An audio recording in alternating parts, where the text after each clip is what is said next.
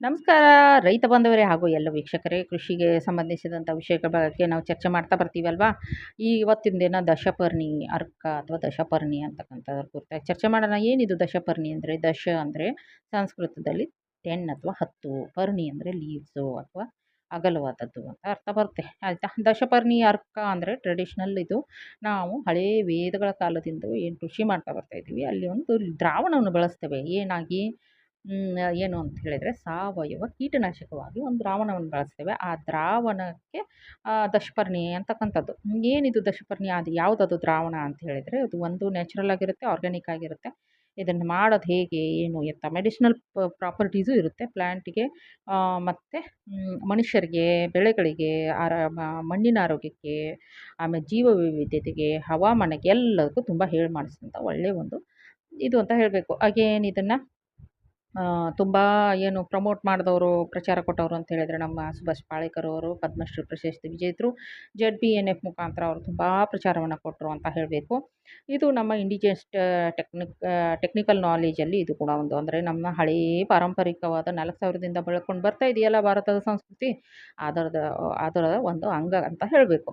ಇದು chemical free farming ಮಾಡುತ್ತೆ. ಎಲೆ ಈ ಥರ ಕಾಣ್ತದಲ್ಲ, ಎಲೆ ಅಂತ ಹೇಳಿದರೆ ಇಲ್ಲೇನು ಆ್ಯಕ್ಸಿಲ್ ಅಂತ ಹೇಳ್ತೀವಲ್ಲ, ಅದರದ್ದು ತುದಿ ಒಳಗೊಂಡು ಇದನ್ನು ಕಟ್ ಮಾಡ್ಕೊಂಡು ತೊಗೊಂಬರ್ಬೇಕಾಗತ್ತೆ. ಈ ರೀತಿ ಕಾಣ್ತದೆ ಎಲೆ ಅಲ್ವಾ. ಎಷ್ಟು ಸಾಧ್ಯವೋ ದಶಪರ್ಣಿ ಮಾಡಲಿಕ್ಕೆ ಅಗಲವಾದಂಥ ಎಲೆಗಳು, 10 ಬೆಳೆಗಳ ಎಲೆಗಳನ್ನು ತೆಕ್ಕೊಳ್ಬೇಕು. 10 ಬೆಳೆಗಳ ಎಲೆಗಳಲ್ಲಿ ಮುಖ್ಯವಾದದ್ದು ತಂಬಾಕಿದ್ರೆ ತುಂಬ ಒಳ್ಳೆಯದು, ನೀಮಿದ್ರೆ ತುಂಬ ಒಳ್ಳೆಯದು. ಇಲ್ಲ ಅಂತೇಳಿದರೆ ಯಾವುದು ಅಗಲವಾದ ಎಲೆ ಸಿಗ್ತದೋ, ಇಲ್ಲ ಅಗಲವಾದದ್ದು ಎಲೆ ಇಲ್ಲ ಅಂತೇಳಿದರೆ ಯಾವುದೋ ಒಂದು 10 ಎಲೆಗಳನ್ನು ತೊಗೊಂಡು ಬಂದು ಮಾಡ್ಕೊಳ್ಬೋದು. ಎಷ್ಟು ತೊಗೋಬೇಕು? ಒಂದು 2 kg, 2ರಿಂದ 3 kg ಪ್ರತಿ ಎಲೆ. ಅಂದರೆ 10 ಎಲೆಗಳಂತ ಹೇಳಿದ್ನಲ್ಲ, 10 ಬೇರೆ ಬೇರೆ ಬೆಳೆಗಳ ಎಲೆ ಹೇಳ್ತೇನೆ ಏನು ಅಂತ. 2ರಿಂದ 3 kg ತೊಗೋಬೇಕು. ತೊಗೊಂಡ್ಬಿಟ್ಟು ನುಣ್ಣಗೆ ರುಬ್ಕೊಂಡು ಇಟ್ಕೋಬೇಕು.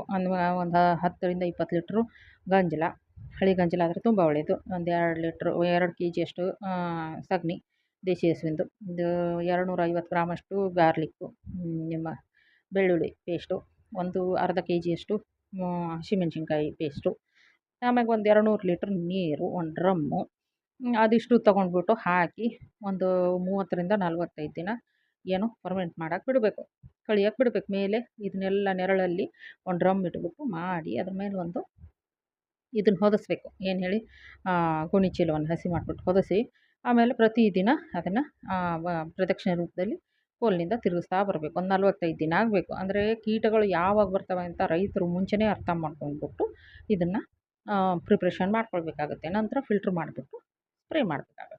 ಒಳ್ಳೆ ಸ್ಮೆಲ್ ಬಂದಾಗ ಯಾವೆಲ್ಲ ಎಲೆಗಳನ್ನು ಬಳಸ್ಬೋದು? ಪಪಾಯ ಎಲೆ, ಆಯಿತಾ, ಜಟ್ರೋಪ ಎಲೆಗಳು ಅಂತ ಹೇಳ್ತೀವಿ ನಾವು, ಆಯಿತಾ. ಕಸ್ಟರ್ಡ್ ಆ್ಯಪಲ್ಲು, ಸೀತಾಫಲ ಗಿಡ, ಆಮೇಲೆ ಕರಂಜ ಎಲೆಗಳು, ಕರಂಜದಲ್ಲಿ 2-3 ಎಲೆಗಳು ಬರ್ತವೆ. ನೇರಿಯಮ್ ಅಂಥೇಳಿ ಅದು ಎಲೆಗಳು. ಆಮೇಲೆ ನಮ್ಮ ನೀಮು, ಬೇವು, ಆಮ್ಯಾಗ ಆಕ್ ಎಲೆಗಳು, ನಮ್ಮ ಎಕ್ಕೆ ಎಲೆಗಳು ತುಂಬ ಒಳ್ಳೆಯದು, ಬೇಕೇ ಬೇಕು ಅಂತ ಹೇಳಬೇಕು. ಈ ಥರದ್ದು ಒಂದು 4, 8, ಇನ್ನೂ ಒಂದು 2, 3 ಪಾರ್ಥೇನಿಯಮ್ಮು ಹಾಕ್ಬೋದು ರೀ. ಹೂ ಆಗಬಾರ್ದು ಅಷ್ಟೇ. ಚದುರಂಗ ಇರ್ಬೋದು, ಆಮೇಲೆ ಲಾಂಟನ ಕ್ಯಾಮರ ಇರ್ಬೋದು, ಅರಳಿ ಎಲೆ ಇರ್ಬೋದು, ಯಾವುದೂ ಎಲೆಗಳು 10 ತೆರನಾದ ಬೆಳೆಗಳ ಎಲೆಗಳನ್ನು ಅಥವಾ ಗಿಡಗಳ ಎಲೆಗಳನ್ನು ತೆಕ್ಕೊಂಡು ಪ್ರತಿಯೊಂದು 2ರಿಂದ 3 kg ಇರಬೇಕು. ನುಣ್ಣಗೆ ರುಬ್ಕೊಳ್ಬೇಕು. ಅವನ್ನ ನೀಟಾಗಿ ಸ್ವಚ್ಛಗೆ ತೊಳ್ಕೊಂಡು ನಂತರ ನುಣ್ಣಗೆ ರುಬ್ಕೊಳ್ಬೇಕು. ಈ ಥರ ಬಾಟಲಲ್ಲಿ ನಾವು ಪ್ಯಾಕ್ ಮಾಡಿ ಮಾರಾಟ ಮಾಡ್ತೀವಿ ಅಂತ ಹೇಳಿದರೆ, ಅದನ್ನೇನು ಮಾಡಬೇಕು ಅಂತ ಹೇಳಿದರೆ, ನಾವು ಕುದಿಸ್ಬಿಟ್ಟು ಆಮೇಲೆ ಫರ್ಮೆಂಟೇಷನ್ ಮಾಡಬೇಕು. ಇಲ್ಲ ನಾವು ನೇರವಾಗಿ ನಮ್ಮ ಹೊಲಕ್ಕೆ ಯೂಸ್ ಮಾಡ್ತಾ ಇದ್ದೀವಿ ಅಂತ ಹೇಳಿದ್ರೆ ಕುದಿಸೋ ಅವಶ್ಯಕತೆ ಇಲ್ಲ ಅಂತ ಹೇಳ್ತಾ, ಮತ್ತು ನೋಡಿ ಗಾರ್ಲಿಕ್ ಪೇಸ್ಟ್ ಬಂತು, ಮೆಣಸಿನ್ಕಾಯಿ ಪೇಸ್ಟ್ ಬಂತು, ಗಂಜಲ, ಸಗಣಿ, ನೀರು ಎಷ್ಟು ಬೇಕೋ ಅಷ್ಟು ಅಡ್ಜಸ್ಟ್ಮೆಂಟಿಗೆ. ನೋಡಿ, ಈ ರಸ ಹೀರುವ ಕೀಟಗಳಿಗೆ ಅಥವಾ ಚಿಕ್ಕದಾಗಿರೋ ಕೀಟಗಳಿಗೆ ಶುಂಠಿ, ಬೆಳ್ಳುಳ್ಳಿ ಇದೆಲ್ಲ ಹೆಲ್ಪ್ ಮಾಡುತ್ತೆ. ಶುಂಠಿ ಕೂಡ ಆ್ಯಡ್ ಮಾಡ್ಬೋದು. ನಮ್ಮ ಮೆಣಸಿನ್ಕಾಯಿ ಅದೆಲ್ಲ ದಪ್ಪನಾದಂಥ ದೊಡ್ಡ ಎಲ್ಲ ಕೀಟಗಳನ್ನು ಅದು ಕಂಟ್ರೋಲ್ ಮಾಡುತ್ತೆ. ಆದ್ದರಿಂದ ಇದನ್ನು ಬಳಸಬೇಕು ಅಂತಕ್ಕಂಥ ಒಂದು ಸ್ಲೈಡ್ ಹಾಕ್ಕೊಂಡಿದ್ದೀನಿ. ಎಷ್ಟು ಖರ್ಚಾಗತ್ತಪ್ಪ ನಮಗೆ ಅಂದರೆ, ಒಂದು ಎಲ್ಲದಕ್ಕೂ ಎಲ್ಲ ಸೇರಿ ಒಂದು 300 ರೂಪಾಯಿ ಖರ್ಚಾಗುತ್ತೆ ಅಂದ್ಕೊಳ್ಳೋಣ. ಅಷ್ಟು ಆಗಲ್ಲ. ಯಾಕೆ ಹೇಳಿ, ಎಲ್ಲವೂ ಮನೆಯಲ್ಲೇ ಸಿಗೋದು. ಏನೋ ಒಂದು ಖರೀದಿ ಮಾಡಿದ್ವಿ, ತಂಬಾಕು ಖರೀದಿ ಮಾಡಿದ್ವೋ, ಏನೋ ಒಂದು ಖರೀದಿ ಮಾಡಿದ್ರೆ ಬರ್ಬೋದು, ಇಲ್ಲದಿದ್ದರೆ ಏನೂ ಖರ್ಚಿಲ್ಲ ಅಂತ ಹೇಳ್ತಾ, ಏನು ಯಾಕಿದು ಇವೆಲ್ಲ ಎಲೆಗಳು ಹೆಲ್ಪ್ ಮಾಡುತ್ತೆ ಅಂದರೆ, ಇದರಲ್ಲಿ 10 ಹಲವಾರು ಆಲ್ಕಲಾಯ್ಡ್ಸ್ ಇರುತ್ತೆ. ಆಲ್ಕಲಾಯ್ಡ್ಸ್ ಅಂತಕ್ಕಂಥ ಕೆಮಿಕಲ್ಗಳು. ಅದು ಏನು ಮಾಡುತ್ತೆ ಈಗ ನಾವೇನು ರಾಸಾಯನಿಕವಾಗಿ ಕೀಟನಾಶಕ ಬಳಸ್ತೀವಲ್ಲ ಅದರಲ್ಲೂ ಆಲ್ಕಲಾಯ್ಡ್ಸೇ ಇರೋದು. ಆದ್ರೆ ಅವು ಏನು ಅಂತ ಹೇಳಿದರೆ ಸಿಂಥೆಟಿಕ್ ಆಗಿ ತಯಾರು ಮಾಡಿರ್ತಾರೆ. ಈ ಪ್ಲಾಸ್ಟಿಕ್ಕಿಗೂ ಬಟ್ಟೆ ಚೀಲಕ್ಕೂ ವ್ಯತ್ಯಾಸ ಇರುತ್ತಲ್ಲ ಆ ಥರ. ಪ್ಲಾಸ್ಟಿಕ್‌ದು ಗಟ್ಟಿಯಾಗಿರುತ್ತೆ, ಕೆಟ್ಟದ್ದು, ಮಣ್ಣಿಗೂ ಕೆಟ್ಟದ್ದು, ನಮಗೂ ಕೆಟ್ಟದ್ದು, ಎಲ್ರಿಗೂ ಕೆಟ್ಟದ್ದಲ್ವಾ. ಅದೇ ಬಟ್ಟೆ ಚೀಲ, ಕಾಟನ್ ಚೀಲಗಳು ಸಂತೆಗೇನು ಬಳಸ್ತೀವಲ್ಲ ಅವು ಮನುಷ್ಯನಿಗೆ ಹಿಡ್ಕೊಳಕ್ಕೂ ಈಸಿ, ಇದು ವಾತಾವರಣಕ್ಕೂ ಒಳ್ಳೆಯದು, ನಮಗೂ ಒಳ್ಳೆಯದು. ಅದೇ ರೀತಿ ಈ ಈ ಆಲ್ಕಲಾಯ್ಡ್ಸು ತುಂಬ ಒಳ್ಳೆಯವು. ಆಮ್ಯಾಗೆ ಟೆರ್ಪೆನಾಯ್ಡ್ಸ್ ಇರ್ತವೆ. ಆಮ್ಯಾಗೆ ಗ್ಲೈಕೋಸೈಡ್ಸ್ ಅಂತ ಇರ್ತವೆ. ಆಮೇಲೆ ಫಿನೋಲಿಕ್ ಕಾಂಪೌಂಡ್ಸ್ ಇರುತ್ತೆ. ಅಜಾಡಿಕ್ಟಿನು ಇದರಲ್ಲಿರುತ್ತೆ ನಮ್ಮ ಬೇವಿನಲ್ಲಿ. ಇದು ಅಂತೂ ಅಮೃತ ಅಂತಲೇ ಹೇಳಬೇಕು. ಆಮೇಲೆ ಅರಿಶಿಣ ಗಿರಿಶಿಣ ಅದನ್ನು ಹಾಕ್ಕೊಳ್ಬೋದು ಆಯಿತಾ. ಇವನ್ನೆಲ್ಲ ಹಾಕ್ಕೊಂಡು ಅರಿಶಿಣದ ಎಲೆ, ಇವು ಸುಮಾರಿದಾವೆ. ನಮ್ಮ ತುಳಸಿ ಎಲೆ ಅದರಲ್ಲೂ ಮೆಡಿಸಿನಲ್ ಪ್ರಾಪರ್ಟಿ ತುಂಬ ಇರ್ತದೆ, ಹಾಕ್ಕೊಳ್ಬೇಕು.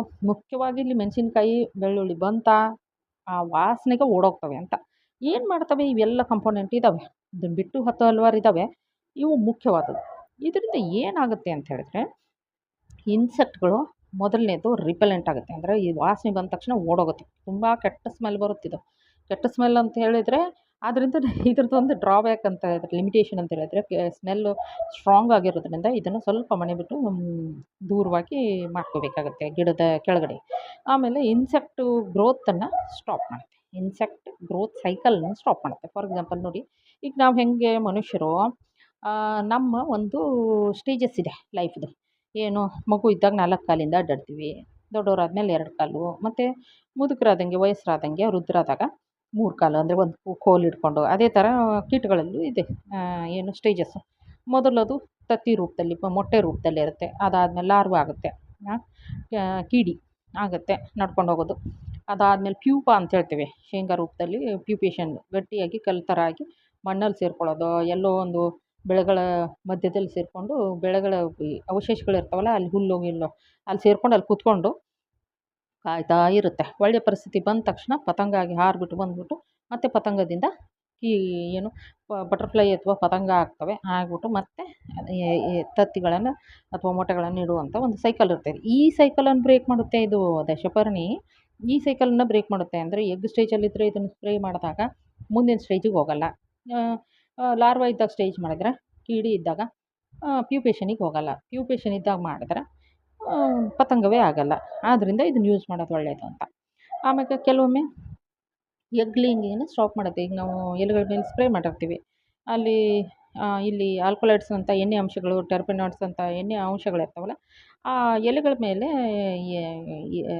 ಮೊಟ್ಟೆಗಳನ್ನು ಕೂತ್ಕೊಳ್ಳೋಕ್ಕೆ ಬಿಡೋಲ್ಲ, ಅಂದರೆ ಸ್ಟಿಕ್ ಹಾಕೋಕ್ಕೆ ಬಿಡೋಲ್ಲ, ಜಾರ್ಕೊಂಡು ಹೋಗ್ತಾ ಇರುತ್ತೆ. ಸೊ ಇದು ಒಳ್ಳೇದಂತ ಹೇಳ್ಬೋದು.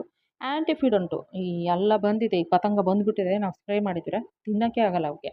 ಅಂದರೆ ನಾವೀಗ ಏನೋ ಬಿದ್ದಿದೆ ಅಂತ ತಿಳ್ಕೊಳ್ಳೋಣ, ಕೂದಲು ಏನೋ ಬರುತ್ತಲ್ಲ, ಕಲ್ಲು ಏನೋ ಬರುತ್ತೆ ಆಹಾರದಲ್ಲಿ, ನಾವು ಅಲ್ಲಿಗೆ ಸ್ಟಾಪ್ ಮಾಡಿಬಿಡ್ತೀವಲ್ಲ, ಆ ಥರ ಫೀಲಿಂಗ್ ಬರುತ್ತೆ. ಅದಕ್ಕಿಂತ ಕೆಟ್ಟ ಫೀಲಿಂಗ್ ಬರುತ್ತೆ ಅವಕ್ಕೆ, ಅವು ಸ್ಟಾಪ್ ಮಾಡ್ಕೊಂಡು ಬಿಡ್ತವೆ, ಮಾಡೋದಿಲ್ಲ ಆಯಿತಾ. ನಂತರ ಬರೋಣ major plant ingredient with botanical ಯಾವ್ಯಾವುದು ಅಂತ ಹೇಳಿದರೆ, ನೀಮು ಯಾವಾಗ ಬಳಸೋದು, ಔಡ್ಲ ಬಳಸ್ಬೋದು, ದತ್ತೂರ ಬಳಸ್ಬೋದು, ಕಣ್ಣೀರು ಬಳಸ್ಬೋದು, ಪಪಾಯ, ಗಾವ, ಕಸ್ಟರ್ಡು. ಗಾವ ಅಂದರೆ ನಿಮ್ಮ ಪೇರು, ಸೀತಾಫಲ್ಲು, ಪೊಮೊಗ್ರನೇಟು, ಆಮೇಲೆ ಕೆಲೋಟ್ರೋಪಿಸು, ಆಮೇಲೆ ಕಾಂಗ್ರೆಸ್ ಕಸ ಕೂಡ ಬಳಸ್ಬೋದು ಅಂತ ಹೇಳಿದೆ. ಇರಲಿ, ಇವೆಲ್ಲ ಸೈಂಟಿಫಿಕ್ ಹೆಸರುಗಳಿದ್ದಾವೆ, ನಾವು ಏನು ತಲೆ ಕೆಡಿಸ್ಕೊಳ್ಳೋ ಅವಶ್ಯಕತೆ ಇಲ್ಲ. ರೈತ ಬಾಂಧವರು ಜಸ್ಟ್ ನಿಮ್ಮ ಸುತ್ತಮುತ್ತ ಎಷ್ಟು ಎಲೆಗಳು ಸಿಗ್ತಾವೋ ಎಲ್ಲ 2ರಿಂದ 3 kg ಆಗಷ್ಟು ಯಾವುದಾದ್ರೂ ತೊಗೊಂಡು ಮಾಡಿಕೊಂಡು ಈ ರೀತಿ ತಯಾರು ಮಾಡ್ಕೋಬೇಕು ಆಯಿತಾ. ನಂತರ ಏನು ಮಾಡಬೇಕು ಹೇಳಿದೆ, ಈಗ ಹಸುವಿನ ಗಂಜಲಾದರೆ ಏನಕ್ಕೆ ಬೇಕು, ನ್ಯೂಟ್ರಿಷನ್ ಕೊಡುತ್ತೆ, ಪೋಷಕಾಂಶಗಳು. ಹಸುವಿನ ಸಗಣಿ ಆದರೆ ಒಳ್ಳೆ ನಮ್ಗೆ ಬೇಕಾದಂಥ ಒಳ್ಳೆ ಸೂಕ್ಷ್ಮಜೀವಿಗಳನ್ನು ಕೊಡುತ್ತೆ ರೈತನಿಗೆ ಬೆಳೆ ಬೆಳೀಲಿಕ್ಕೆ. ಗಾರ್ಲಿಕ್ಕು ತುಂಬ ಕೆಟ್ಟ ಸಲ್ಫರ್ ಇರೋದ್ರಿಂದ ಕೆಟ್ಟ ಸ್ಮೆಲ್ ಬರುತ್ತೆ, ಇನ್ಸೆಕ್ಟ್ ಓಡೋಗುತ್ತೆ, ಹೇಳಿದೆ ನಾನು ಆವಾಗಲೇ. ಚಿಲ್ಲಿ ಏನು ಅಂದರೆ, ನಾವೇ ಕಟ್ ಮಾಡಿಬಿಟ್ರೆ ಮೆಣಸಿನ್ಕಾಯಿ ಕೈ ಉರಿತಾ ಇರ್ತದೆ, ಕೀಟಗಳು ಇನ್ನೂ ಚಿಕ್ಕದಿರ್ತಾವೆ, ನಾವು ಇರಿಟೇಟ್ ಆಗುತ್ತೆ. ಮತ್ತು ಇವೆಲ್ಲವೂ ಸೇರ್ಸೋಕ್ಕೆ ನೀರು ಬೇಕು ಆಯಿತಾ. ಹೆಂಗೆ ಮಾಡೋದು ಹೇಳಿದೆ ನಾನು. ಅಂದರೆ 1-1.5 ತಿಂಗಳು ಟೈಮ್ ಬೇಕು ನಮಗೆ. ರೈತ ಏನು ಮಾಡಬೇಕು ಅಂದರೆ, ಯಾವಾಗ ರೋಗ ಬರ್ಬೋದು, ಕೀಟಗಳು ಬರ್ಬೋದು, ಕೀಟಗಳಿಗೆ ಜಾಸ್ತಿ ಇದು ಎಫೆಕ್ಟಿವು, ಕೀಟಗಳು ಬರ್ಬೋದು ಅಂತಕ್ಕಂಥದ್ದು ಗೊತ್ತಿರುತ್ತೆ ಅವ್ನಿಗೆ. 1-1.5 ತಿಂಗಳು ಮುಂಚೆನೇ ಪ್ರಿಪ್ರೇಷನ್ ಸ್ಟಾರ್ಟ್ ಮಾಡ್ಕೊಂಡ್ಬಿಡ್ಬೇಕು. ತುಂಬ ಬರುತ್ತೆ ಅಂತ ಗೊತ್ತಾದರೆ 4-5 ಡ್ರಮ್ ಮಾಡ್ಕೋಬೇಕು. 1 ಡ್ರಮ್ 1 ಎಕರೆಗೆ ಮಾತ್ರ ಸಾಕಾಗುತ್ತೆ. ಅವ್ನ ಏರಿಯಾನ ಎಷ್ಟು ರೋಗ ಬರ್ಬೋದು ಹಿಂದಿನ ವರ್ಷದ ಎಕ್ಸ್ಪೀರಿಯೆನ್ಸ್ ಮೇಲೆ ಅವನು ಪ್ರಿಪರೇಷನ್ ಮಾಡ್ಕೊಳ್ಬೇಕಾಗುತ್ತೆ ಆಯಿತಾ. ಎಷ್ಟು ಡೋಸೇಜ್ ಕೊಡಬೇಕು ಅಂತ ಹೇಳಿದ್ರೆ 1:10 ಅಂದರೆ 1 ಲೀಟ್ರು ಅರ್ಧದಿಂದ 1 ಲೀಟ್ರ್ ಇದನ್ನು ತೊಗೊಂಡು ಬಾ 10 ಲೀಟ್ರಲ್ಲಿ ಹಾಕ್ಕೋಬೇಕು. 10 ಲೀಟ್ರ್ ದಶಪರ್ಣಿ ತೊಗೊಂಡು ಬಾ 100 ಲೀಟ್ರಲ್ಲಿ ಹಾಕ್ಕೋಬೇಕು. ಆ ರೀತಿ ಲೆಕ್ಕದಲ್ಲಿ ಮಾಡ್ಕೋಬೇಕು. ಅಂದರೆ 200 ಲೀಟ್ರ್ ಡ್ರಮ್ಮು ಎಷ್ಟು ಲೀಟ್ರಿಗೆ ಸೇರಿಸ್ಕೋಬೇಕಾಗುತ್ತೆ? ಓಕೆ, ಎಲ್ರಿಗೂ ಗೊತ್ತಿದೆ. ಸರಿ. ಅದೇ ರೀತಿ ಬಳಸ್ಕೊಂಡು 10ರಿಂದ 15 ದಿನದ ಇಂಟರ್ವಲಲ್ಲಿ ಬಳಸ್ಕೋಬೇಕು. ಕೀಟಗಳು ತುಂಬ ಇದ್ದಾವೆ ಅಂತ ಹೇಳಿದ್ರೆ ಯಾವನ್ನೆಲ್ಲ ಕಂಟ್ರೋಲ್ ಮಾಡುತ್ತೆ? Aphid, white fly, mealy bug, leaf miner, caterpillar, thrips, beetles ಅಂಥೇಳಿ. ಇಲ್ಲ ಇವು ನೋಡೇ ಇಲ್ಲ, ಇದ್ರ ಬಗ್ಗೆನೂ ಒಮ್ಮೆ ಚರ್ಚೆ ಮಾಡೋಣ ಮೇಡಮ್ ಅಂತ ಹೇಳಿದರೆ ಮಾಡೋಣ, ಅದನ್ನು ಕೂಡ ಚರ್ಚೆ ಮಾಡೋಣ. ಈ ಕೆಲವೊಂದು ಕೀಟಗಳನ್ನ ತೋರಿಸ್ತೀನಿ ಇಲ್ಲಿ. ಎಫಿಡ್ ಅಂತ ಹೇಳಿದರೆ ಹೇನುಗಳು. ಇಲ್ಲಿದೆ ನೋಡಿ, ಹಳದಿ ಬಣ್ಣದ ಹೇನುಗಳಿದ್ದಾವಲ್ಲ, ತುಂಬ ಚಿಕ್ಕ ಅದನ್ನು ಎಲೆ ಜೂಮ್ ಮಾಡಿ, ಅಂದರೆ ತುಂಬ ಅಗಲ ಮಾಡಿ ಹಾಕಿದ್ವಿ, ಅದರಿಂದ ತಮಗೆ ಕಾಣಿಸ್ತಾ ಇಲ್ಲ. ಸೂಜಿ ತುದಿ ಇರುತ್ತಲ್ಲ, ಅಷ್ಟು ಚಿಕ್ಕದಾಗಿರುತ್ತವೆ ಆ್ಯಫಿಡ್ಸು. ನೋಡ್ಬೋದು, ತುಂಬ ಸ್ಮೂತು. ಅಲ್ಲಿ ಜಸ್ಟ್ ನಾವು ಟಚ್ ಮಾಡಿಬಿಟ್ರೆ ಎಲ್ಲ ಸತ್ತೋಗ್ತವೆ. ಕೈಯಿಂದ ಹಿಂಗೆ ಪ್ರೆಸ್ ಮಾಡ್ಕೊಂಡು ಆ ಗಿಡನ ಹಿಡಿದ್ರೆ ಸತ್ತೋಗ್ತವೆ. ಅಷ್ಟು ಅವು ಹೇನುಗಳು ಸಾಲಾಗಿರುತ್ತೆ. ಕಲರ್ ಬೇರೆ ಬೇರೆ ಇರ್ಬೋದು. ಮತ್ತು ಇಲ್ಲಿ ನೋಡಿ, ಏನು ವೈಟ್ ಫ್ಲೈಸ್ ಇವೆಲ್ಲ ನಾವು ಹೊಲ ಎಂಟ್ರಿ ಆದರೆ ಮುಖಕ್ಕೆ ಹೀಗೆ ಬಡಿಯೋ ಥರ ಎಲ್ಲ ಹಾರ್ಕೊಂಡು ಬರ್ತಾ ಇರ್ತಲ್ಲ, ಇದೇ ಅದು ವೈಟ್ ಫ್ಲೈಸ್. ಈ ಥರ ಇರ್ತವೆ. ಇವನ್ನೆಲ್ಲ ಕಂಟ್ರೋಲ್ ಮಾಡೋಕ್ಕೆ ಹುಳಿ ಮಜ್ಜಿಗೆನೂ ತುಂಬ ಒಳ್ಳೆಯದು, ದಶಪರ್ಣಿನೂ ತುಂಬ ಒಳ್ಳೆಯದು ಅಂತ ಹೇಳ್ಬೋದು. ಇಲ್ಲಿ ನೋಡಿ, ಸ್ಪ್ರೇ ಮಾಡ್ತಾ ಇದ್ದಾರೆ. ಆಯಿತಾ? ಯಾವೆಲ್ಲ ಬೆಳೆಗಳಿಗೆ ಇದನ್ನು ಯೂಸು, ಇಂಥ ಬೆಳೆಗೆ ಯೂಸ್ ಇಲ್ಲ ಅನ್ನೋ ಥರನೇ ಇಲ್ಲ. ಎಲ್ಲ ಬೆಳೆಗಳಿಗೆ, ವೆಜಿಟೇಬಲ್ಸ್ಗೆ, ಕುಂಡ್ಲದಲ್ಲಿ ನಾವು ಪಾಟ್ಗಳಲ್ಲಿ ಹಾಕ್ಕೊಂಡಿರ್ತೀವಲ್ಲ ಆ ಬೆಳೆಗಳಿಗೆ, fruit crops, pulse, serials, cotton, ಎಲ್ಲ ಪ್ರತಿಯೊಂದು ಬೆಳೆಗೂ ಏನು ಮಾಡುತ್ತೆ? ಕಾಸ್ಟ್ ಕಡಿಮೆ ಆಗುತ್ತೆ. ಮಣ್ಣಿನ ಹಾಳಾಗೋದನ್ನು ಸ್ಟಾಪ್ ಮಾಡುತ್ತೆ. ನಾವು ಅದೇ ಕೆಮಿಕಲ್ ಯೂಸ್ ಮಾಡಿದ್ರೆ ಹಾಳಾಗ್ತಿತ್ತಾ? ಆಮೇಲೆ ಪೆಸ್ಟಿಸೈಡ್ ರೆಸಿಸ್ಟೆನ್ಸ್ ಬರೋಲ್ಲ ಹುಳುಗಳಿಗೆ. ಯಾಕೆ ಹೇಳಿ? ಇಲ್ಲೇನಾಗುತ್ತೆ, ನಾವು ಬಳಸ್ತಾ ಇರೋದು ದಿನ ಬೆಳಗಾಗುವಂಥ ಯೂಸ್ ಮಾಡ್ತಕ್ಕಂಥ ವಸ್ತುಗಳು. ಮಣ್ಣಿನಲ್ಲಿ ಇರ್ತಕ್ಕಂಥ ಸೂಕ್ಷ್ಮಜೀವಿಗಳು ಬೆಳೆಯುತ್ತೆ. ಆಮೇಲೆ ಕೆಮಿಕಲ್ ಎಫೆಕ್ಟ್ ಇರೋಲ್ಲ. ಕ್ಯಾನ್ಸರ್ ಅಂಥ ರೋಗಗಳು ಬೆಳೆಯಲ್ಲ. ಹವಾಮಾನಕ್ಕೆ ಒಳ್ಳೆಯದು. ಆಮೇಲೆ ಮುಖ್ಯವಾಗಿ ಹೇಳಬೇಕಂದ್ರೆ ಬೆಳೆಗಳ ರೋಗ ನಿರೋಧಕ ಶಕ್ತಿಯನ್ನು ವೃದ್ಧಿಸ್ತದೆ. ಆದ್ದರಿಂದ ಇದನ್ನು ಬಳಸಬೇಕು. ಇಲ್ಲಿ ನೋಡಿ, ಬಳಸ್ತಾ ಇದ್ದಾನೆ ರೈತ. ಮರಗಳು ಗಿಡಗಳು ಚಿಕ್ಕದಾಗಿರೋದ್ರಿಂದ ಅಲ್ಲೇ ನೇರವಾಗಿ ಬೇರಿಗೆ ಹಾಕೋದು, ಇಲ್ಲ ಎಲೆಗಳಿಗೆ ಹಾಕೋದು ಕಾಟನ್ನದು. ಓಕೆ. ಇನ್ನು ಲಿಮಿಟೇಷನ್ ಅಂದರೆ ಸ್ವಲ್ಪ ಸ್ಟ್ರಾಂಗು ಇದು ಬರುತ್ತೆ ವಾಸನೆ. ಅದರಿಂದ ಸ್ವಲ್ಪ ಮನೆ ಬಿಟ್ಟು ದೂರ ಹತ್ರ ಮಾಡ್ಕೋಬೇಕು. ದೂರ ಅಂದರೆ ತುಂಬ ದೂರ ಇಲ್ಲ. ರೈತ ಅಂದಮೇಲೆ ಇದೆಲ್ಲ ಸಹಜ.